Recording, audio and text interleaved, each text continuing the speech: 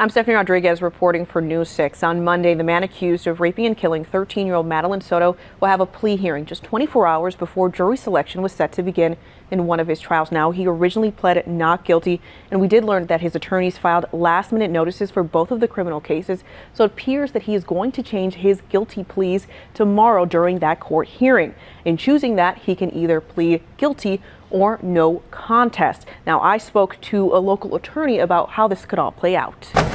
Less than 24 hours before his first trial, Stephan Sterns is set to enter a new plea. What are his options? I sat down with Evan Self, a trial attorney not affiliated with the case, to discuss what he thinks Sterns' attorney might be planning. He explained Sterns could either plead guilty or no contest. Let's say he gets, and the agreement is life in prison without the possibility of parole, then that would clearly be a reflection of a plea bargain. If Sterns pleads no contest, he would go to prison for the crimes while not admitting guilt, but the judge would have to approve it. And there are several judges in Orange and Osceola County who don't accept no contest pleas in many cases.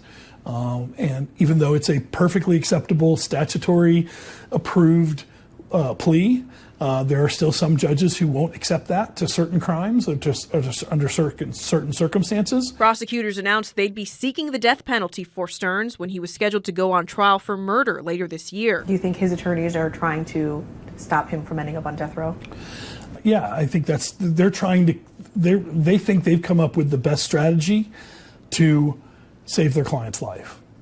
Now we just got to see what exactly that is. Exactly. Before that trial, prosecutors were planning to try him for sex crimes, with jury selection starting Tuesday. Self isn't surprised this change is happening just before Sterns is set to face a jury of his peers. Oftentimes, good plea negotiations are the results of long-term communications between the defense and the prosecution, and it ultimately gets to the point of, now we're about to go to trial. Right, it's now or never. That's right. And it doesn't happen until that moment of decision gets really close. Prosecutors and Sterns' public defender did not tell us if a plea agreement has been reached. That hearing is set for 1:30 on Monday. Reporting in the newsroom, Stephanie Rodriguez, News 6.